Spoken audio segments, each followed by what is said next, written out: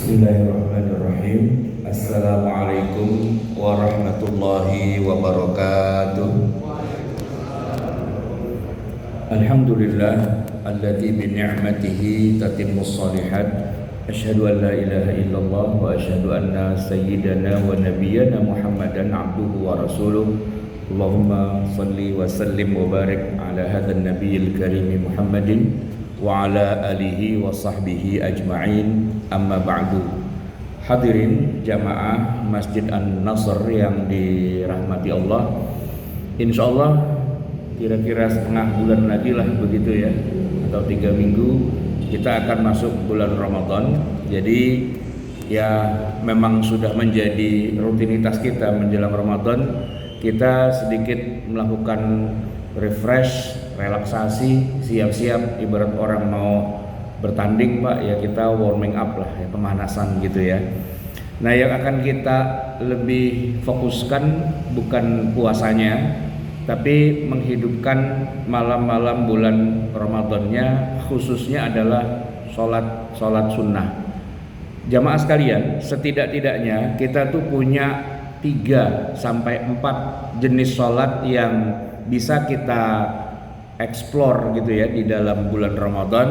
Selain tarawih, tahajud, witir, nah di akhir itu kan ada Idul Fitr. Jadi kita akan bahas pada fikih sholat yang 4 itu. Kita akan awali dulu dengan yang tarawihnya. Jamaah sekalian, kata tarawih itu sebenarnya istilah yang disematkan kemudian. Maksudnya di zaman Nabi atau di zaman para sahabat, ibadah itu dikerjakan tapi belum diberi nama secara baku. Yang memberi nama itu nanti di zaman-zaman berikutnya dikasih nama, dan itu sering Pak dalam masalah keagamaan kita. Katakanlah misalnya dalam ilmu nahwu, ilmu sorof, itu kan Nabi dan para sahabat kan ngomongnya ngomong Arab, pasti pakai nahwu, pakai sorof. Cuman di zaman Nabi kan nggak ada dikenal istilah mubtada, khobar gitu ya, fi'il, fa'il, maf'ul, itu kan nggak ada. Istilah-istilah itu baru kemudian disematkan di zaman-zaman berikutnya, justru ketika Islam mulai menyebar ke negeri-negeri di luar negeri Arab. Termasuk juga istilah-istilah yang sering kita gunakan dalam ilmu membaca Al-Quran atau tajwid. Kalau baca Quran yang benar, Nabi ya memang sumbernya kan. Tapi di zaman Nabi itu Bilal gitu misalnya Pak, baca Quran tuh nggak kenal istilah izhar, idgham, ikhfa, iqlab. Nah, itu belum muncul istilahnya. Tapi apakah mereka baca Qurannya sesuai dengan tajwid? Ya justru ilmu tajwid itu didirikan dari apa yang mereka baca. Jadi prakteknya dulu, baru teorinya datang kemudian. Nah, begitu juga dalam ibadah sholat tarawih ini Pak. Di zaman Nabi, bahkan di zaman para sahabat pun, mereka belum menyebut dengan istilah tarawih. Nah, tarawih itu munculnya masa-masa berikutnya setelah dilihat dari berbagai macam aspek dan sudut pandang. Akhirnya yang paling menonjol, yang dianggap paling representatif, mewakili keunikan sholat ini dibandingkan dengan sholat lainnya adalah tarawih. Itu jadi kesepakatan seluruh umat Islam, baik di 4 madhab ataupun yang tidak bermazhab sekalipun, menggunakan istilah tarawih. Pertanyaannya, tarawih itu apa sih? Itu kan jamak dari kata tarwihah yang artinya istirahat. Tapi sholat itu disebutnya dengan tarawih, bukan tarwihah. Kenapa? Karena istirahatnya berkali-kali, banyak. Nah, dalam prakteknya di masa Umar bin Khattab radhiyallahu an, yang bisa kita baca dalam banyak hadis sahih, memang para sahabat itu melakukannya dengan jumlah rakaat yang banyak, tapi banyak istirahatnya. Disebutkan istirahatnya itu sampai 4 kali.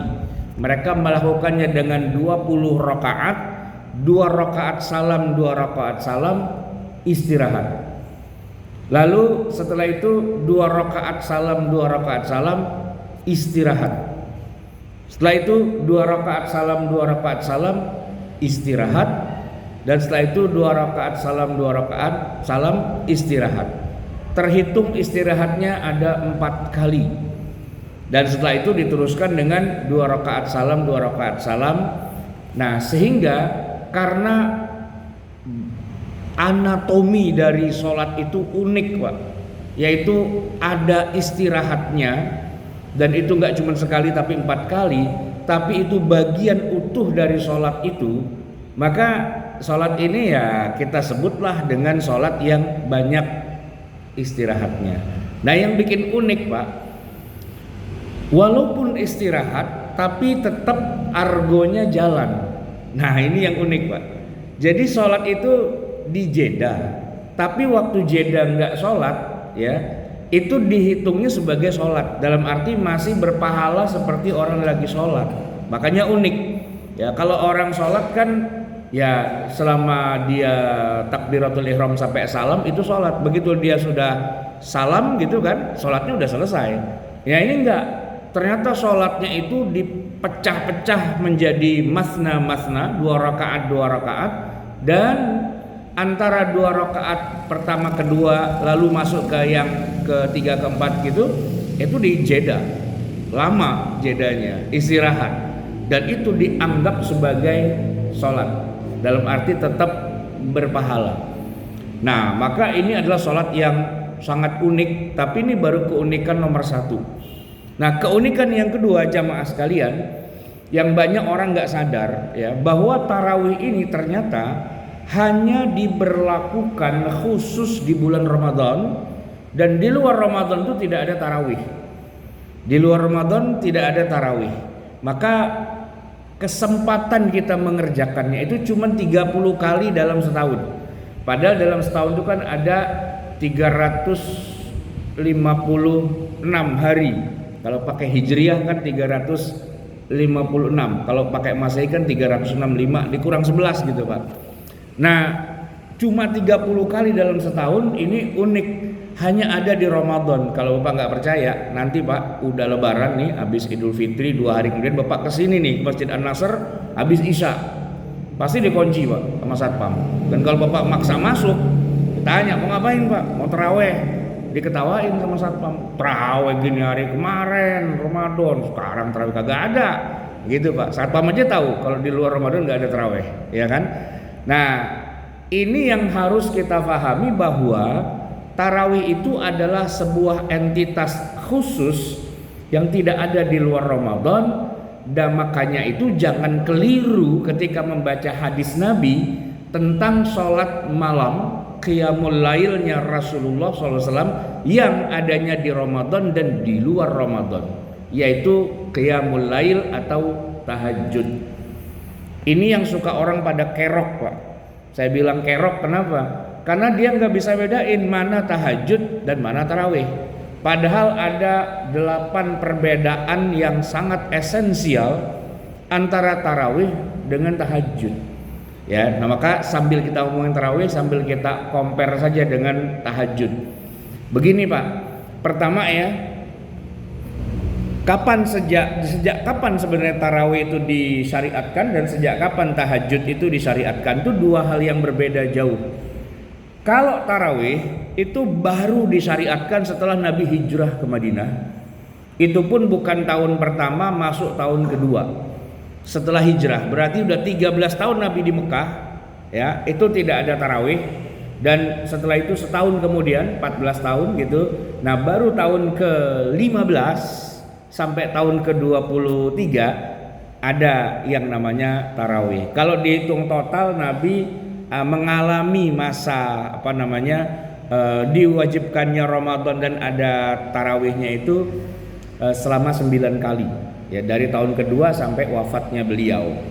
Tapi nah yang unik nih, Pak, tadi kan baru ngomongin tarawihnya. Kalau tahajudnya gimana? Nah, kalau tahajudnya justru sudah diwajibkan, bukan disunahkan, diwajibkan sejak pertama kali turun ayat Al-Quran ke muka bumi, yaitu setelah 5 ayat pertama. Iqra kan 5 ayat pertama. Nah, turun lagi ayat berikutnya itu sudah ngomongin sholat qiyamul lail. Ya ayyuhal muzammil qumil laila illa qalila, wahai orang yang berselimut. Karena Nabi waktu terakhir turun wahyu itu kan ketakutan, zammiluni zammiluni, selimuti aku gitu kan. Maka Allah menyapa Nabi Muhammad dengan, hei orang yang berselimut, qumil laila, bangunlah kamu sepanjang malam, illa qalila, kecuali sedikit yang kamu tidak bangun. Nah maksudnya bangun di situ Pak bukan cuma bangun melek begadang gitu doang, tapi qum itu bermakna aqimus shalah, kamu kerjakanlah sholat. Nah itulah yang disebut dengan sholat qiyamul lail atau tahajud, diwajibkannya sejak tahun pertama turunnya syariat Islam, dan kemudian baru dicabut kewajibannya setelah terjadinya peristiwa Isra dan Mi'raj, karena terjadi pertukaran. Dengan diwajibkannya 5 waktu, maka yang qiyamul lail atau tahajud itu kemudian diturunkan derajatnya menjadi nafilah atau sunnah atau tambahan, sebagaimana firman Allah, wa minal laili fatahajjad bihi nafilatan laka, dan pada sebagian malam silahkan kamu tahajud sebagai ibadah tambahan buat kamu. Di situ beda banget Pak antara tarawih ya kan, kapan mulai disyariatkannya antara tarawih dengan tahajud. Nah kemudian jamaah sekalian, perbedaan yang kedua antara tarawih dan tahajud ini, bahwa tarawih yang dikerjakan oleh Nabi ternyata baru berjalan 3 kali kemudian ditinggalkan atau dibubarkan. Jadi kalau ada sebuah ritual ibadah yang tadinya dilakukan oleh banyak pendukungnya atau katakanlah orang-orang yang ikut ibadah, kok tiba-tiba dibubarkan, dibatalkan, itu tarawih Pak. Nah yang membatalkan bukan orang kafir, yang membubarkan bukan musuh-musuh Islam, yang batalin justru Rasulullah SAW sendiri. Jadi ini sangat unik Pak tarawih ini. Kenapa? Karena begini Pak, jadi setelah Nabi SAW itu menerima wahyu tentang disuruhnya puasa Ramadan di tahun kedua Hijriah, besok paginya puasa pertama. Nah habis Isya malam itu Nabi nggak pulang, beliau sholat sunnah.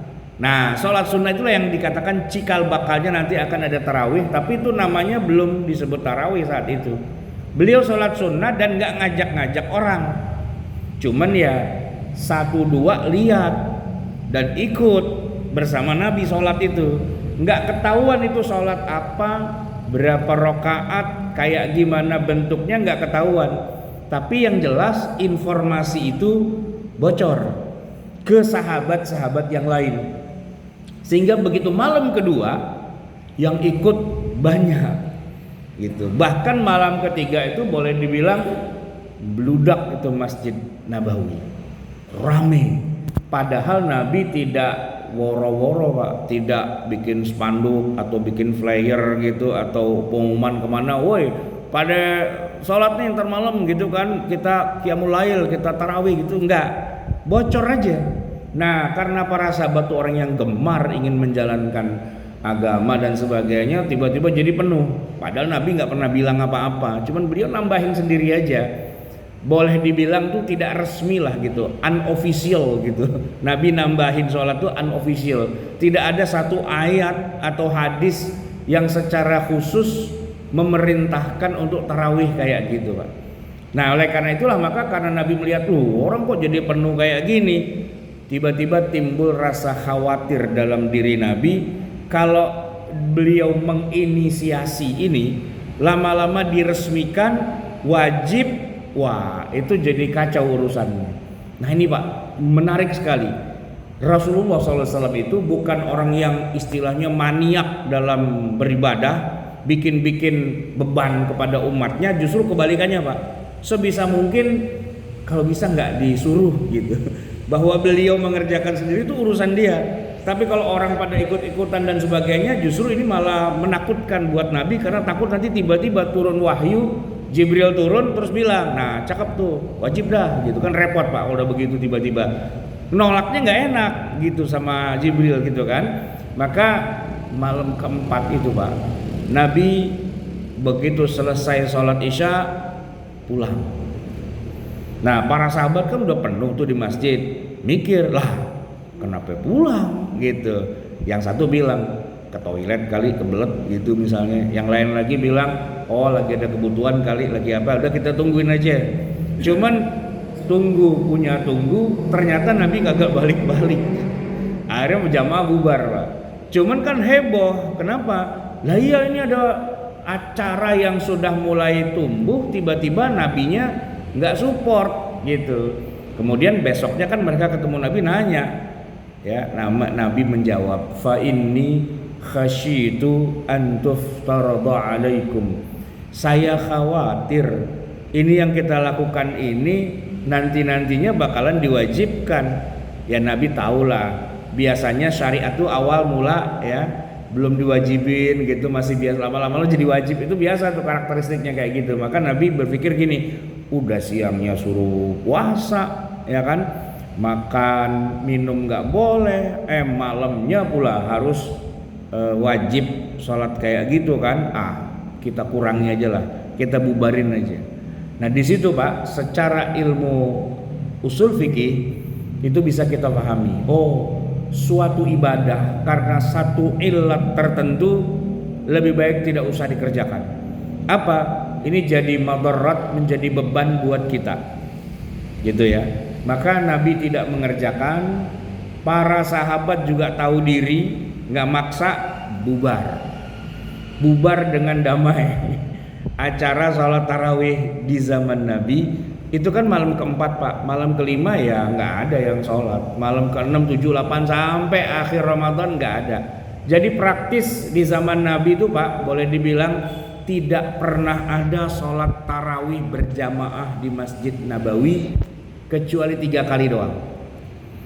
Dan itu berlangsung juga untuk tahun berikutnya sampai Nabi wafat. Sehingga banyak juga orang yang salah paham ya dengan mengatakan bahwa sebenarnya sholat tarawih itu tidak disyariatkan gitu. Ya logikanya sih cakep juga, cuman kurang utuh gitu. Sebenarnya bukan tidak disyariatkan, cuman ada alasan untuk sementara jangan dikerjain dulu sampai pasti bahwa ini tidak wajib, dan itu sangat dipahami oleh para sahabat. Makanya begitu Rasulullah sudah wafat, Quran sudah berhenti turun, tidak ada syariat lagi karena sudah sempurna. Di zaman Umar mereka langsung yuk kita terusin yang waktu itu dulu Nabi hentikan. Ijma Pak, seluruh sahabat tidak ada yang tidak ikut dalam sholat berjamaah tarawih di masa Umar bin Khattab radhiyallahu anhu, seluruhnya. Jadi kalau di antara sekian banyak jenis sholat yang paling unik sejarahnya kok bisa berjalan tuh ya saya menyebutnya adalah tarawih itu Pak. Sampai orang mengira tarawih itu tidak ada. Dan saya ketemu langsung Pak dengan kelompok masyarakat atau katakanlah pesantren yang benar-benar tidak menjalankan tarawih Pak. Saya pernah nginep di pesantren itu Pak, ada kali setengah bulan habis sholat isya bubar, udah gitu nggak ada. Saya tanyakan sama pimpinannya, Pak ini nggak ada tarawih? Dia bilang kita harus jujur bahwa di masa Rasulullah itu tidak ada tarawih berjamaah. Iya juga sih saya bilang gitu kan. Nah kalau kita mau hidupkan qiyamul lail seperti Rasulullah, maka tidak ada yang namanya tarawih berjamaah kecuali cuma 3 kali, tapi kan terakhirnya Nabi batalkan gitu. Saya waktu itu ya iya aja sih gitu kan. Cuman saya mikir perasaan di Masjidil Haram tarawih berlangsung, di Masjid Nabawi tarawih berlangsung gitu kan. Di seluruh dunia ada tarawih berjamaah, cuman di pesantren doang yang kagak ada. Tapi secara logika awam-awaman bener juga sih. Iya memang Nabi nggak mengerjakannya. Nah dia bilang, nah itu dia. Kenapa orang pada mengerjakannya? Kan terakhir Nabi membubarkan, gitu. Nah saya bilang, tapi kan di zaman Umar para sahabat mengerjakan. Itu kan Umar, gitu. Nah pinteran mana Umar sama Nabi? Ya pinteran Nabi lah. Nah makanya ente ikut Umar apa ikut Nabi? Ya ikut Nabi sih. Makanya nggak usah ada sholat tarawih berjamaah gitu Pak. Saya mau tanya Pak, kira-kira pengurus Masjid An-Nasr kalau dikasih soal kayak gitu jawabnya gimana Pak? Kita bubarin aja nih tarawih apa gimana nih? Padahal udah disusun nih jamaah apa ustadznya yang mau ceramah selama sebulan udah disusun gitu kan? Gimana Pak? Kita bubarin aja apa gimana? Ya jawabannya sederhana sih Pak. Gini, waktu Nabi membubarkan, saya tanya Pak, jamaah tarawih yang dibubarkan tuh siapa sih di zaman Nabi? Ya Abu Bakar, Umar, Utsman, Ali gitu kan, para sahabat Nabi saat itu.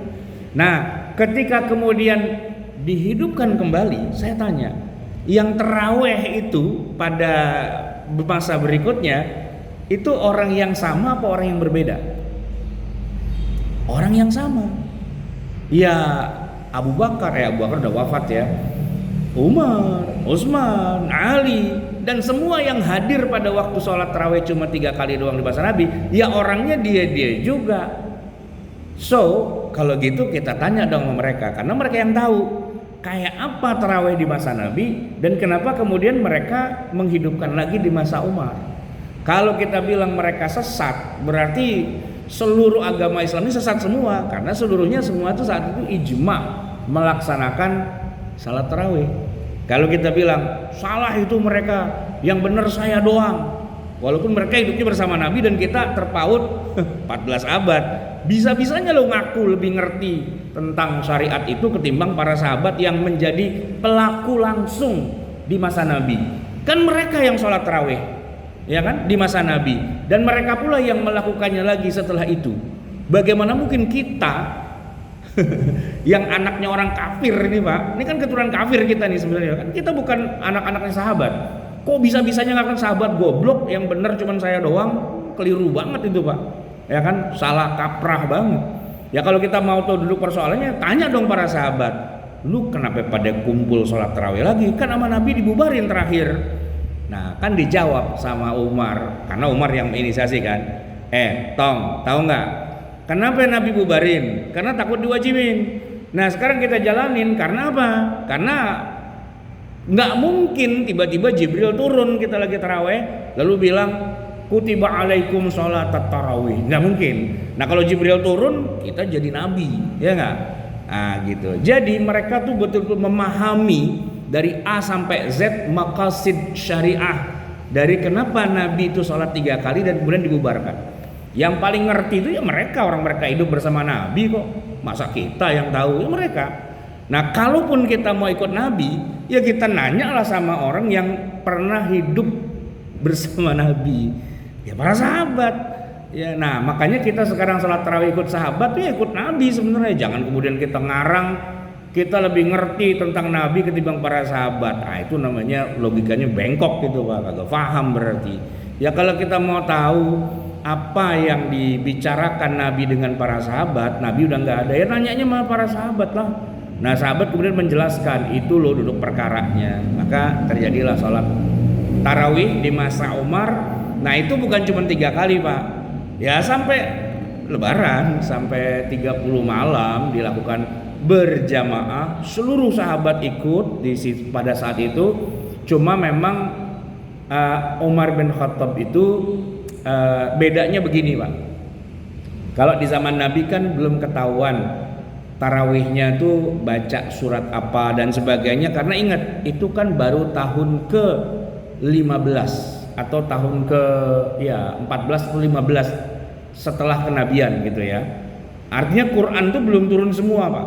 Nah ketika di zaman Umar mereka melakukan sholat tarawih, Quran sudah 30 juz Pak, gitu kan. Maka Umar kemudian memerintahkan kepada sahabat yang bernama Ubay bin Ka'ab, maju ente, bacain Quran pada kita jamaah sholat tarawih. Baca sama Ubay sampai khatam itu Pak. Jadi baca Qurannya sampai khatam selama 1 bulan. Bahkan sebagian riwayat mengatakan untuk berikut-berikutnya malah diperbanyak, bisa khatam 2 kali atau 3 kali selama bulan Ramadan gitu. Nah itu yang sampai hari ini nampaknya dipertahankan Pak di Masjid Nabawi Kalau kita taraweh selama sebulan tuh kita hatam. Termasuk di Masjidil Haram di Mekah selama sebulan tuh kita hatam gitu. Ya termasuk rokaatnya juga gitu. Rokaatnya dibikin 20 karena memang ya mereka hidup di masa Nabi dan boleh dibilang jadi saksi kunci tentang bagaimana tarawih di masa Nabi. Ya mereka melakukannya di masa Umar dengan 20 rakaat. Dan kalau kita periksa di 4 mazhab, 4-4-nya 20 Pak. Nggak ada satupun mazhab yang bilang 8 atau 11, itu nggak ada. Nah yang 8 atau 11 itu sebenarnya mengikuti hadis Nabi yang sahih, tapi yang saya bilang tadi Pak, itu qiyamul lailnya Nabi. Qiyamul lailnya Nabi memang 11 dan itu sahih banget, Bukhari Muslim. Yang meriwayatkannya Aisyah, beliau berkata begini, Nabi itu kalau sholat malam tidak pernah lebih dari 11 rakaat. Jangan tanya lamanya, maksudnya lama banget. Karena kan rakaatnya itu 1 rakaat baca Al-Baqarah selesai, terusin Ali Imran selesai, terusin An-Nisa selesai, baru kemudian ruku. Itu kan lama banget. Cuma Aisyah itu mengatakan begini, itu beliau mengerjakannya di dalam bulan Ramadan dan juga di luar bulan Ramadan. So kesimpulannya itu hadis sangat-sangat sahih dan kita harus menggunakan hadis itu. Tapi maksudnya adalah salat tahajud qiyamul lail 11 rakaat. Nah pertanyaannya sekarang, jadi kita ini pakai yang 20 pakai yang 11? Jawabannya dua-duanya. 20 kita kerjakan dan 11 pun kita kerjakan.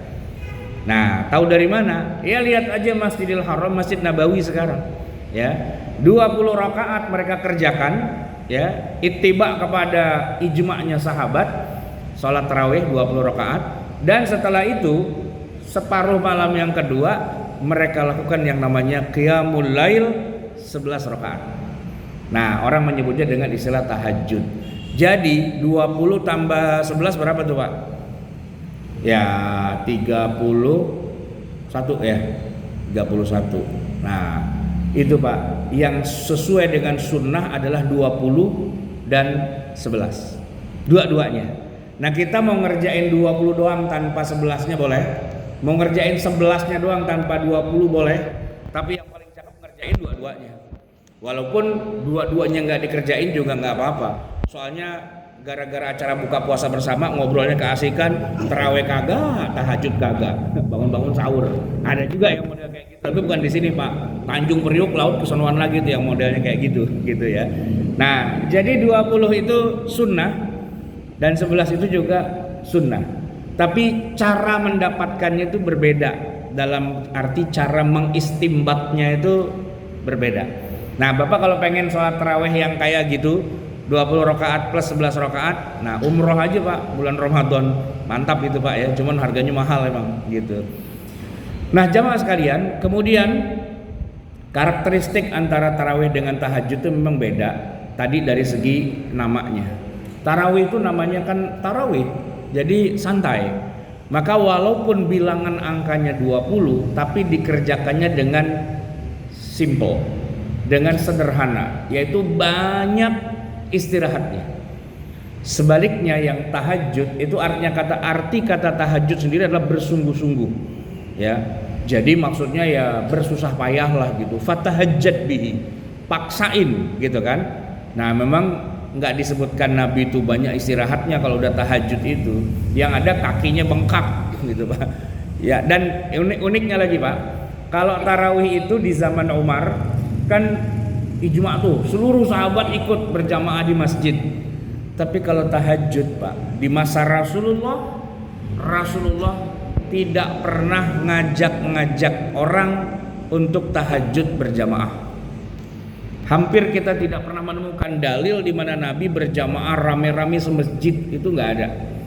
Di dalam sirah nabawiyah itu kita nggak temukan. Tapi kalau Nabi sholat lalu ada 1-2 orang tiba-tiba nekat pengen ikut, ya resiko tanggung sendiri Pak. Kenapa saya bilang resiko tanggung sendiri? Ya lama. Bayangin Pak, Bapak pernah nggak baca Al-Baqarah sampai selesai sambil diri Pak? Selesai itu langsung Ali Imran, setelah itu An-Nisa. Pak itu kalau saya ukur Pak, 1/8 Quran loh itu Pak. Baru rakaat pertama. Nah kalau ada sahabat nekat mau jadi makmum, ya resiko tanggung sendiri. Anas bin Malik tuh Pak, emang dia kan asistennya Nabi. Masa saya jadi asisten nggak pernah ikut tahajud? Ikut sekali-sekali Pak, ikut gitu. Tapi dapat 2 rakaat salam, pulang dia tobat langsung gitu kan. Jadi ada sholat yang bikin orang pada tobat tuh ya sholatnya Nabi. Maka Aisyah bilang, lu jangan tanya lamanya, lama banget. Makanya belum tentu saat Nabi tahajud Aisyah dibangunin tuh belum tentu. Yang ada cuman digeser aja sonon. Nabi sholat, Aisyah tidur. Nah gitu kan. Jadi karakteristik sholat tahajud itu memang sholat yang individual, tidak berjamaah. Walaupun berjamaah pun boleh gitu kan. Maka dalam hal ini Pak, madhab Asy-Syafi'i, kita di Indonesia kan rata-rata Syafi'i. Tahajud itu kita kerjakan sendiri-sendiri, nggak yang berjamaah gitu. Nah sementara kalau saudara-saudara kita di Saudi, di Mekah, di Madinah, karena mereka bermadhab Hambali. Nah dalam madhab Hambali, kalau tahajudnya di masjid rame-rame, afdolnya berjamaah. Nah gitu mereka. Tapi di luar itu ya sendiri-sendiri. Itu makanya kalau kita lihat tarawih 20 nggak pakai witir sampai jam 11 malam, lalu jam 1 malam mereka mulai lagi dan kemudian mereka melaksanakannya. Nah jamaah sekalian, jadi kalau kita mau banyak mendapatkan pahala di malam-malam bulan Ramadan, 2 itu cakep juga Pak untuk kita bisa lakukan secara rutin, khususnya yang tarawih. Kenapa? Karena kalau yang tahajud kan udah lebaran pun kita masih bisa tahajud dan gak harus berjamaah di masjid gitu kan, sendiri-sendiri aja bisa. Tapi kalau yang tarawih rugi Pak. Tadi saya bilang begini, kenapa saya bilang rugi? Karena gini, sudah jadi budaya kita orang Indonesia itu kalau Ramadan suka ngumpul acara bukber, buka puasa bersama ya. Kadang-kadang antar RT gitu kan, kadang-kadang teman-teman alumni, kadang-kadang apa aja lah gitu ada bukber gitu. Saya Pak saksinya, sampai tiap hari nggak pernah buka di rumah, gara-gara diundang ceramah buka puasa di mana, buka puasa di mana. Nah problemnya itu Pak, settingannya yang kadang-kadang belum matching gitu. Jadi gini, buka puasanya sih sukses Pak, tapi habis buka puasa itu kadang-kadang kita lupa tidak mengkoneksikan dengan tarawihnya. Jadi habis buka nih Pak, di rumah siapa gitu kan undangan, kita keasikan ngobrol, ngalor, ngidul, ngetan, ngulon gitu kan sampai jam 9 Pak. Ya itu tarawih udah lewat lah Pak gitu ya. Ujung-ujungnya kita pulang tarawih sendirian. Ya kagak seru Pak sendirian kan. Nah, karena contoh dari para sahabat kan mereka berjamaah rame-rame di masjid pula. Ya bukannya nggak boleh sih tarawih sendirian, tapi kurang seru aja. Nilainya juga mengalami downgrade gitu kan. Nah kalau saya sih punya usul gini Pak. Misalnya nih kita mau bikin acara buka puasa bersama nih gitu ya di rumah apa di mana gitu, di setelnya Pak itu jangan buka puasa, acaranya adalah tarawih berjamaah yang diawali dengan buka puasa. Jadi secara mental nawaitunya dari rumah, mau tarawih gitu kan. Syukur-syukur acara tarawihnya jangan di rumah, di masjid gitu kan. Kenapa? Nah ini juga nih Pak, ini rahasia, tapi ya nggak apa-apa dah kalau mau bocorin. Gini Pak, gini. Kita kan disunnahkan untuk melakukan i'tikaf khususnya di bulan Ramadan gitu kan. Nah kalau kita tarawih di masjid Pak, nilai tambahnya apa? Masuk masjid jam 7 pas azan Isya, kita masuknya itu sudah dengan nawaitu al-i'tikafa fi hadzal masjidi, ya kan? Kita tujuannya i'tikaf nih Pak. Salat kita Isya, kemudian kita tarawih, kadang-kadang ada ceramah dulu dan sebagainya. Ya bubar-bubar tuh ya sekitar jam 9 lah gitu kan, kurang lebihnya Pak 2 jam Pak. Lumayan loh itu. Apalagi kalau kita rutin tiap malam 30 malam nggak pernah lepas dari tarawih berjamaah di masjid. Saya sih dalam hal ini mengatakan begini Pak, ini kalau sampai 30 malam kita hajar tanpa ada bolong-bolongnya, insya Allah Pak, yang namanya Lailatul Qadar tuh mau lari kemana Pak? Orang kita kejar di 30 malam, probabilitas kemungkinan dapat Lailatul Qadarnya Pak lebih tinggi ketimbang orang yang rada-rada perhitungan nyari Lailatul Qadar, carinya cuma di 10 malam terakhir doang. Udah gitu yang ganjil-ganjil doang lagi, 21, 23, 25, 27, 29. Dia udah kerja terus semalam suntuk Pak, malam 27 ya lalu qadarnya ngilang, loncat ke malam 26. Kan ngeselin tuh Pak, ya kan? Nah kan itu misteri. Nabi kan nggak jawab secara pasti, cuma Nabi bilang cari aja. Memang sih Nabi kasih bocorannya di 10 hari yang terakhir, di ganjil-ganjil. Iya memang itu kemungkinan besar. Tapi kan itu kemungkinan besar bisa saja meleset Pak. Kalau yang pasti dia nggak akan keluar dari 30 malam itu. Yang pasti itu Pak. Nggak mungkin Lailatul Qadar pindah ke bulan Rabiul Awal, bulan Maulid itu nggak mungkin. Atau pindah ke bulan Syawal atau bulan enggak. Pasti di dalam Ramadan dan probabilitasnya adalah 30 malam itu. Nah, kalau malam-malamnya itu semua kita hajar dengan tarawih walaupun cuma 2 jam. Tapi pahalanya gede Pak, dan secara matematis pasti dapat. Nggak mungkin enggak gitu ya. Nah, bahwa nanti di malam-malam 10 terakhir atau malam ganjilnya mau kita hajar lagi nggak apa-apa. Ya namanya juga mencari Pak, mencari itu di semua lini. Jangan nyarinya di sini doang gitu, kagak ketemu. Udah ketemu tuh kunci. Udah belum cari gitu, belum ketemu, nyarinya di mana? Nyarinya di kamar situ doang Pak. Cari di mana? Di kebun, di mana, semua lengkap gitu kan biar dapat semua. Baik. Jamaah sekalian yang dirahmati Allah, terkait dengan tahajud atau tarawih ini ada satu sholat yang jadi masalah yaitu witirnya. Gini jamaah sekalian, memang ada sabda Nabi yang menyebutkan bahwa lakukanlah sholat witir itu sebagai penutup dari sholat malam kamu, ya kan? Nah cuma ada orang yang kemudian bertanya begini, katanya sholat witir adalah sholat terakhir di malam hari. Nah kalau kita sholat tarawih di masjid kan udah sekalian witir tuh. Gimana malam hari kita mau tahajud? Kan udah ditutup dengan witir. Boleh nggak kita tahajud? Gitu kan? Nah begini Pak, dikatakan bahwa jadikan witir itu sebagai penutup sholat malam kamu, bukan berarti kalau udah sholat witir jadi nggak boleh sholat. Nggak juga. Itu maksudnya kalau bisa dirangkai jadi satu, maka urut-urutannya yang paling akhir tuh witir. Tapi kalau emang nggak bisa, udah terlanjur witir duluan di tarawih, ya maka malamnya kita tetap masih bisa tahajud, nggak jadi masalah. Dan tidak perlu ada lagi sholat witir lagi, karena Nabi sendiri yang mengatakan la witrani fi lailatin, tidak ada 2 kali witir dalam satu malam. Nah tapi kan pertanyaan gini Pak, kalau memang bagusnya witir taruh di belakang, kenapa di semua masjid tarawih itu selalu digandengin dengan witir? Kenapa enggak? Udah misalnya yang 11 rakaat berarti kan 8 ya, 8 bubar gitu aja udah, ntar lu witir masing-masing di rumah. Atau yang misalnya 23, kenapa enggak 20 berhenti terus witirnya masing-masing aja di rumah? Kenapa semua masjid itu rata-rata langsung witir? Nah jawabannya ya karena witir kalau bisa berjamaah sekalian di masjid pahalanya lebih gede daripada witir sendirian, gitu kan? Nah, mengalahkan dari keafadilahan witir taruh di bagian akhir. Mendingan mana? Witir sendirian di rumah dengan witir berjamaah di masjid. Nah, witir berjamaah di masjid. Tapi kan jadi kita jadi sangkal, jadi kerok nih. Udah witir kita tahajud lagi. Oh, nggak apa-apa. Witir aja, tahajud. Tidak ada istilah witir tuh jadi penghalang dari salat tahajud. Maka kalau kita misalnya gini Pak, kita sholat tarawih nih di sini, berapa di sini? 11 misalnya kan? Berapa 20 sih di sini? Masih 11 ya? Belum berarti 20 ya? Masih takut? Nggak apa-apa, biarin aja 11. 11 misalnya gitu kan?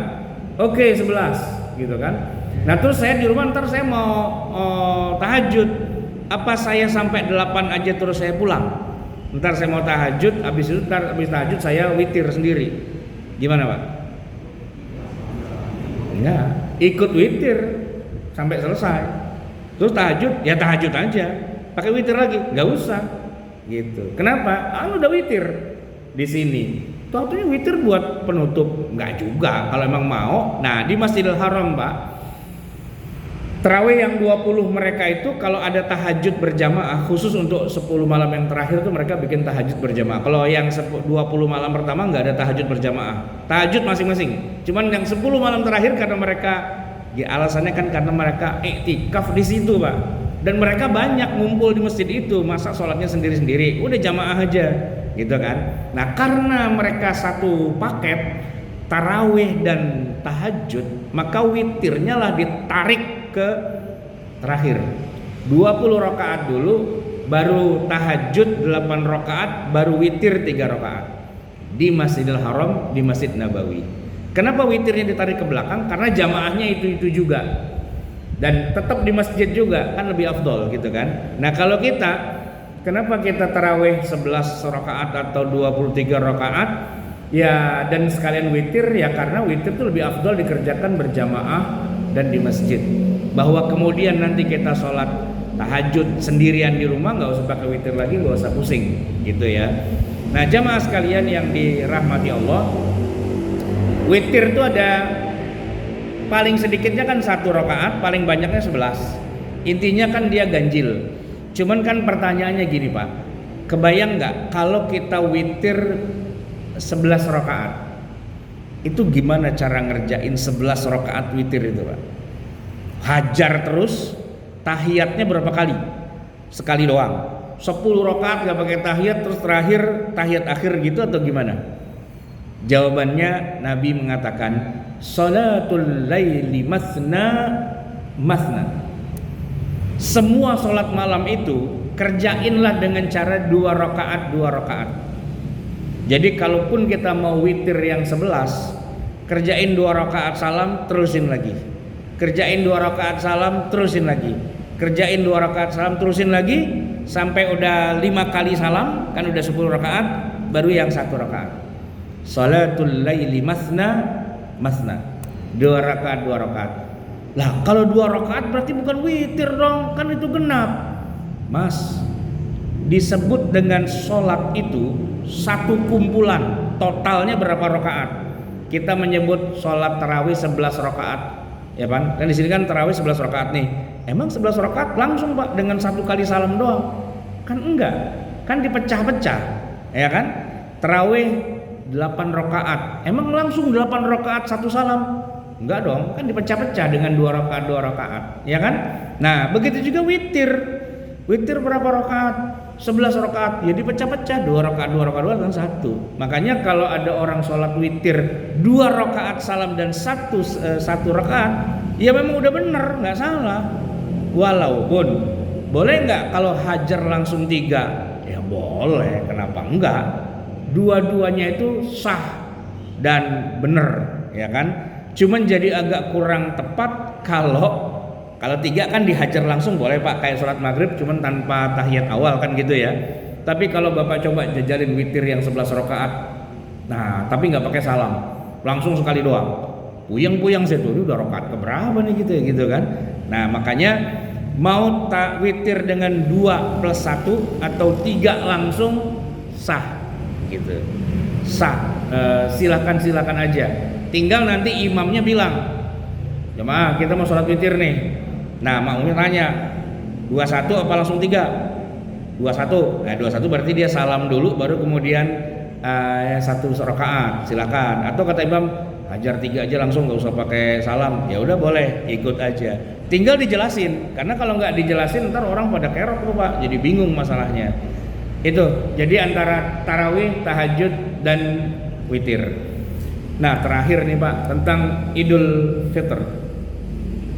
Sholat Idul Fitr pertama dari masalah formatnya dulu Pak. Jadi ini kan sholat hari raya ya, dan kita umat Islam itu punya sholat yang harian dan ada sholat yang mingguan, yaitu sholat Jumat. Kalau harian kan 5 waktu ya. Nah ada yang tahunan, yaitu Idul Fitr. Nah secara format antara sholat yang 5 waktu dengan sholat Jumat itu ada perbedaan format. Di masa Nabi itu Pak, selain Masjid Nabawi sebenarnya ada banyak masjid di Madinah. Untuk yang 5 waktu, selain bisa dikerjakan di Masjid Nabawi, silahkan di masjid-masjid yang lain dikerjakan. Nah ada tuh sahabat namanya Mu'adz bin Jabal. Itu kalau sholat Pak, dia selalu 2 kali. Sholat 5 waktu, tapi dia ngerjainnya 10 kali. 10 kali sholat dalam sehari. Pertama dia sholat berjamaah dulu di masjid bersama Rasulullah di Masjid Nabawi. Misalnya dia Isya nih gitu Pak ya. Isya tuh dia datang ke Masjid Nabawi, dia sholat bersama Rasulullah. Begitu sholat selesai, dia langsung cabut ke komplek perumahannya dia, di situ ada masjid dan dia adalah imam rawatib di situ, Pak. Nah, jamaahnya nungguin. Nah, barulah kemudian Muaz datang lalu qomat. Jadi Muaz tuh di Masjid Nabawi dia sholat jamaah Isya sebagai makmum. Nah, di masjid dekat rumahnya dia jadi imam rawatib di situ. Itu kasusnya kalau yang yang tiap hari itu begitu. Jadi ada Masjid Nabawi dan ada masjid-masjid yang lain. Tapi kalau udah hari Jumat, semua masjid di Madinah tuh libur, tidak ada sholat Jumat, kosong. Karena seluruh penduduk Madinah wajib ke pusat untuk sholat Jumat. Disebut dengan Jumat itu salah satu maknanya adalah Jumat itu dari kata gabungan. Jadi sholat gabungan dari semua masjid yang ada, itu di Masjid Nabawi seminggu sekali. Nggak boleh di sholat di tempat-tempat yang lain itu dilaksanakan sholat Jumat itu nggak boleh karena gabungan. Nah, tapi Pak, kalau kita bandingkan Jumat dengan Idul Fitr, bedanya apa? Gini Pak, kalau Jumat yang wajib tuh laki-laki doang. Perempuan mau ikut boleh, mau nggak apa-apa. Ya, nggak diwajibkan, nggak dipaksa.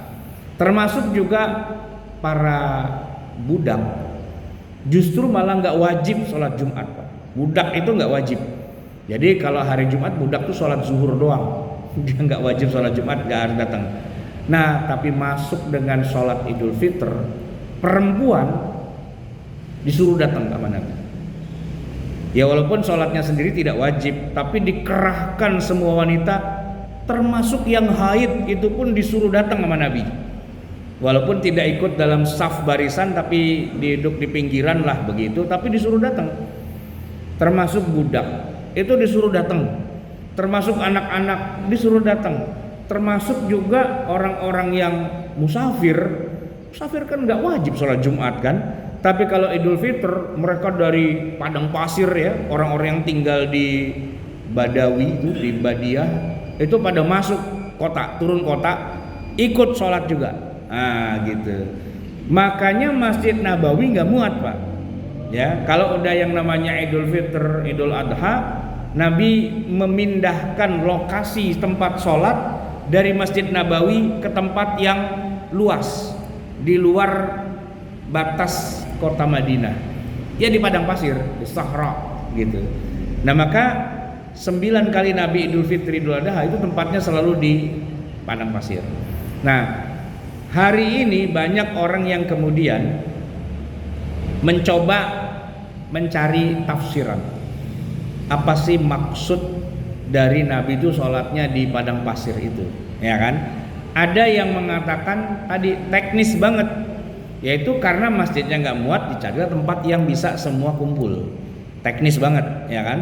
Tapi ada juga yang menganggap itu adalah ritual, walaupun ada masjid, walaupun muat, tapi di luar, gitu Pak, di luar masjid. Nah, dua pendapat ini memang menarik untuk kita kaji karena begini Pak.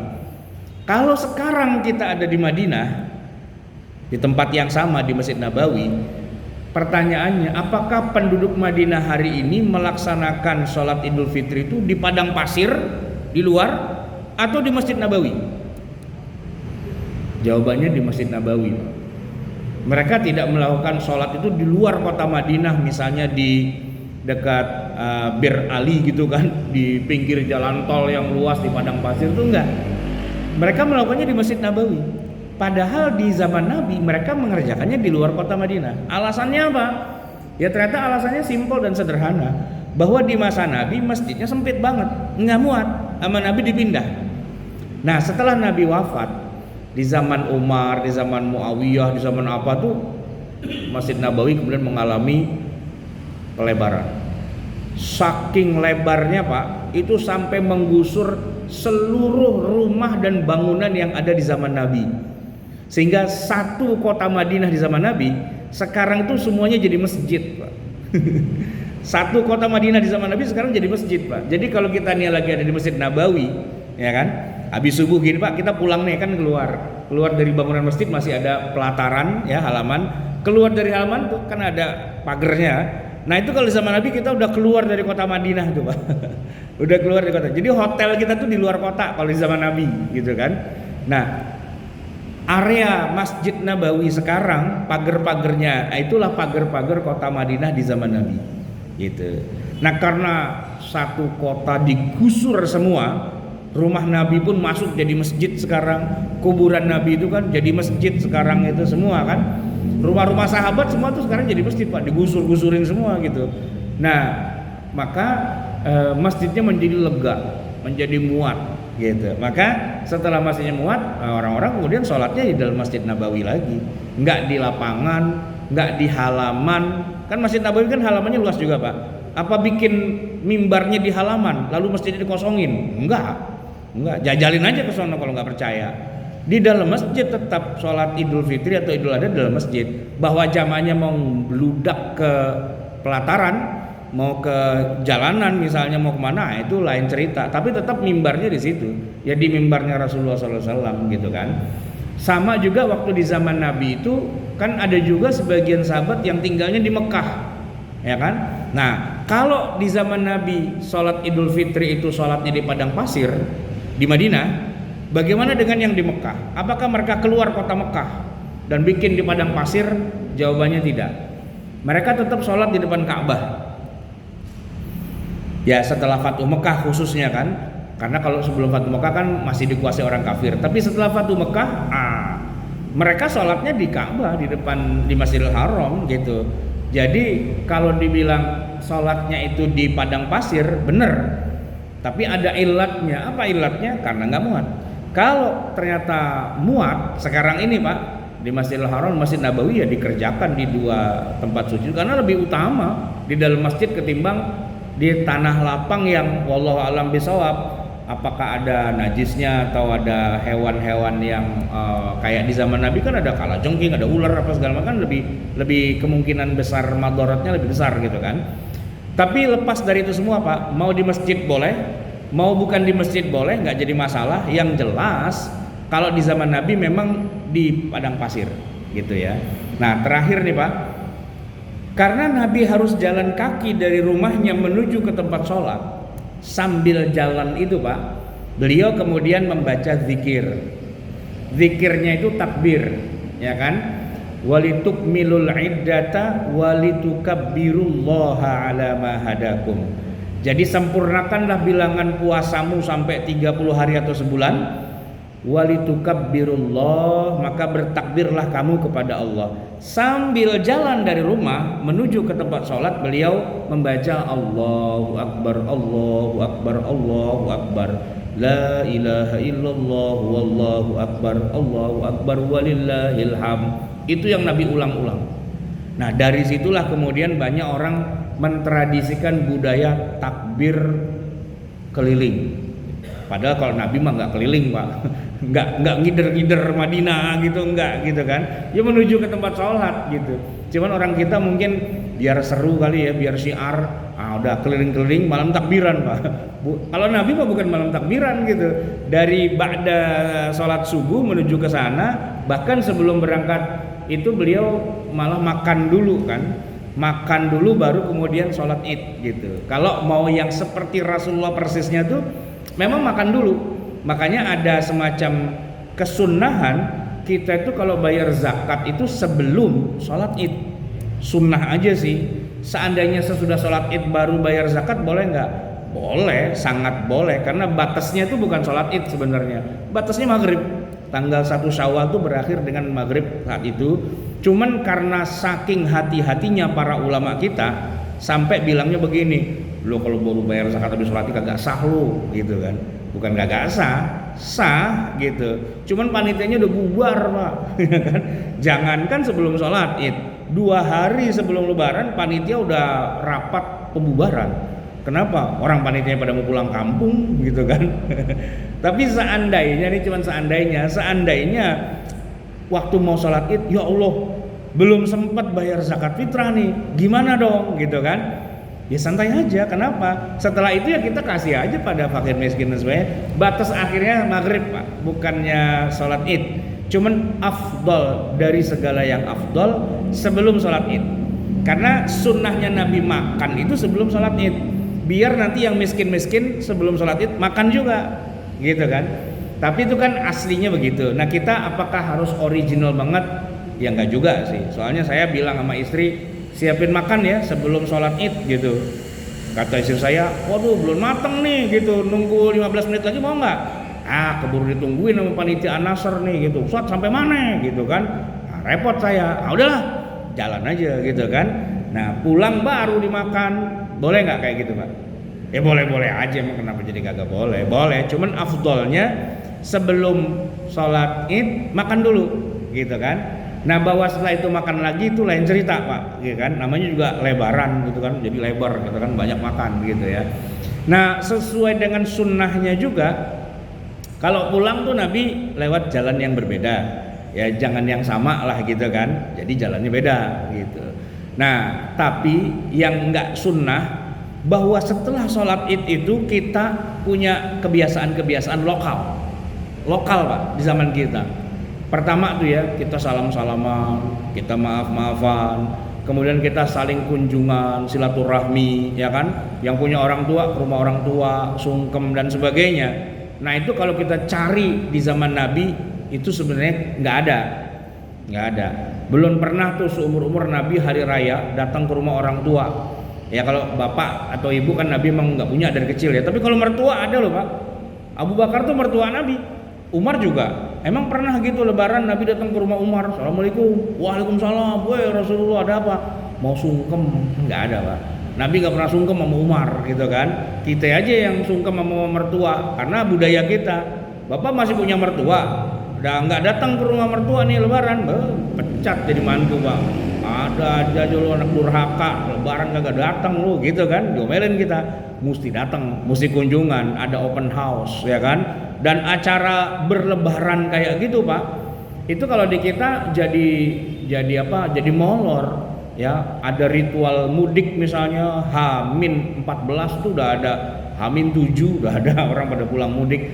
Rasulullah Pak, H- berapa dia pulang mudiknya? Kan ada yang nanya, Pak Ustadz pulang mudik yang sesuai sunnah tuh H- berapa gitu.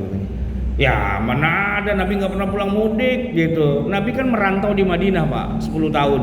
Emang pernah gitu di tengah-tengah Ramadan beliau sibuk cari tiket mau kemana ya Rasul? Pulang kampung ke Mekah? Enggak ada. Lalu kita aja yang cuma banyak urusan ya kan, lebaran pulang kampung. Kalau dipikir-pikir Pak, lebaran pulang kampung tuh nggak ada contoh dari Nabi. Ya kalau mau bilang bid'ah ada tuh ya kan. Mereka yang tukang dikit-dikit bid'ah, kalau saya tanya, lu lebaran pulang kampung bid'ah juga lo, sama aja. Orang lain aja dikatain bid'ah, nah lu pulang kampung, ya kan? Udah gitu pakai ada acara halal bihalal pula. Emang ada acara halal bihalal di zaman Nabi? Kagak ada Pak, nggak ada. Orang halal bihalal aja orang Arab kagak tahu apaan halal bihalal. Apaan tuh halal bihalal? Itu Pak yang menciptakan tuh 100% original orang Indonesia. Istilah halal bihalal, ya kan? Orang Arab nggak kenal yang namanya halal bihalal. Apalagi yang namanya kunjungan, bales-balesan. Apalagi saya ini orang Betawi Pak, yang namanya kunjungan saudara itu nggak aci kalau belum dibales. Hari pertama datang ke rumah saudara, nah dia ntar harus balesin tuh Pak, datang lagi ke rumah kita.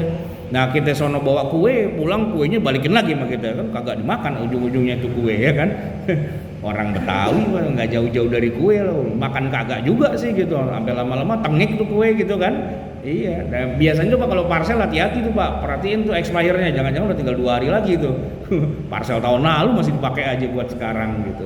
Nah, itu adalah budaya, ritual-ritual yang tidak ada di zaman Nabi. Kalaupun kita kerjakan sekarang ya sah-sah saja sih, tidak menyalahi aturan, tidak menyalahi syariat, karena setiap bangsa, setiap negeri kan juga punya gaya. Tapi kalau saya ngebayangin lebaran bersama Nabi, pulang sholat itu udah selesai, mau ngapain lagi? Kagak ada acara Pak, gitu. Seruan di zaman kita Pak lebaran gitu kan. Paling enggak kita libur dah, Jakarta lengang, ya kan? Orang masih pada pulang kampung gitu kan. Nah kalau di zaman Nabi pulang sholat id terus ngapain? Kagak mau ngapain, udah gitu-gitu aja. Ya paling karena orang Ansor, orang Madinah tuh pada suka berbahagia lebaran, mereka pada nyanyi-nyanyi, pada pesta-pesta itu ada memang gitu kan. Jadi ya sah-sah saja sih. Tapi sehari doang Pak. Kalau kita kan puasa sebulan, lebaran sebulan juga gitu kan. Biasalah, memang kita suka molor-molor gitu kan. Sekarang aja masih ada yang bikin maulid Pak. Padahal di Isra Mi'raj udah lewat, masih bikin maulid. Bilang ini Maulid apa Isra Mi'raj? Gabung dah, Maulid juga, Isra Mi'raj juga sama Tarhib Ramadan juga sekalian katanya. Lalu sekalian aja ini lebaran halal bihalal sekarang dimajuin. Baik jamaah sekalian, ini udah jam 6 lewat nih. Nah, ada pertanyaan nggak kira-kira? Banyak. Yang mana dulu?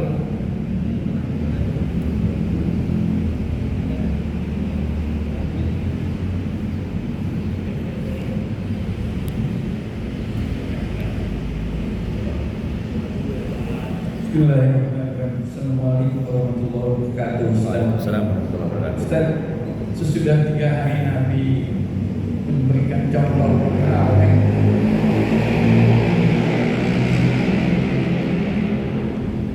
yang sampai ke kita, Nabi mengusir terawih sendiri di rumahnya. Enggak begitu Ustaz? Sampai ke Bapak ya beritanya? Iya begitu. Siapa yang bilang Pak? Iya yang saya baca juga. Iya, itu asumsi. Diasumsikan seperti itu. Saya, pada waktu dia sholat sendiri itu berapa rakaat? Nah itu dia, saya aja kagak tahu. Kan Bapak yang bilang katanya Nabi sholat sendiri di rumah. Nah waktu di masjid berapa rakaat? Pak, yang di masjid aja yang 3 kali, nggak ketahuan berapa rakaatnya. Soalnya kan cuman 3 kali, terus libur selama 9 tahun. Jadi nggak ada yang tahu, kecuali yang ikut. Nah Bapak tanya aja sama yang ikut.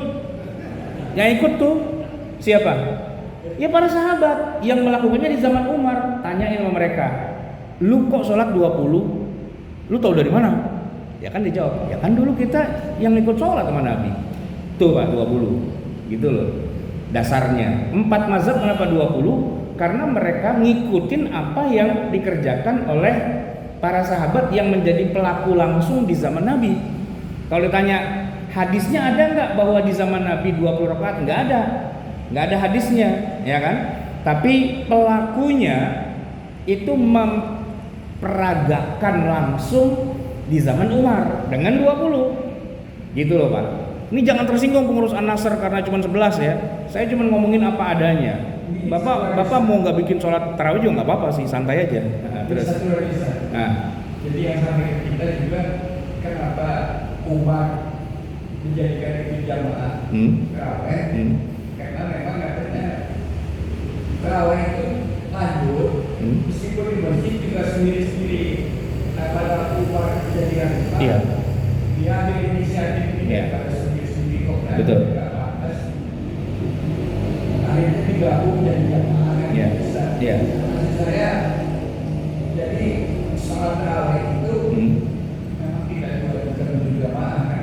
Emang tidak, iya. Sendiri-sendiri pun boleh. Sendiri-sendiri boleh, di rumah boleh, tidak dikerjakan pun juga boleh, gitu kan? Iya kan? Kalau masalah bolehnya semua boleh. Cuman yang menjadi standar dikerjakan oleh para sahabat tuh yang mana? Sejak zaman Umar sampai Umar kan 10 tahun ya. Terus Utsman tuh 12 tahun, terus Ali 5 tahun. Itu yang dikerjakan adalah berjamaah di masjid setiap malam 20 rakaat. Itu yang standar mereka lakukan. Nggak ikut boleh nggak? Boleh. Ikut sampai 8 pulang boleh nggak? Boleh. Ya kan? Kadang-kadang ikut, kadang-kadang nggak, boleh nggak? Boleh. Kan dari awal emang nggak wajib. Tapi Pak, jangan karena kita males-malesan lalu kita bilang yang standar tuh yang 8. Enggak. Yang standar ya para sahabat tuh 20. Kalau itu mah berantem juga boleh saya. Karena emang sahih banget tuh hadisnya.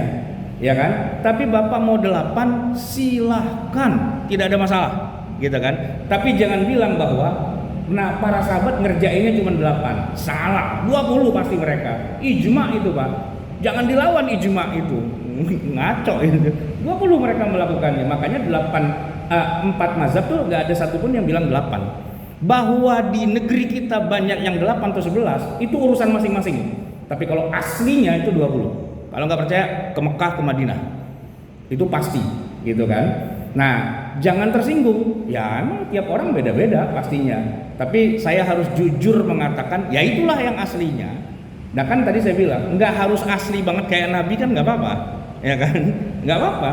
Bahwa gini Pak, tahajud. Saya tanya, Bapak ada nggak yang tahajudnya kayak Nabi? Nggak.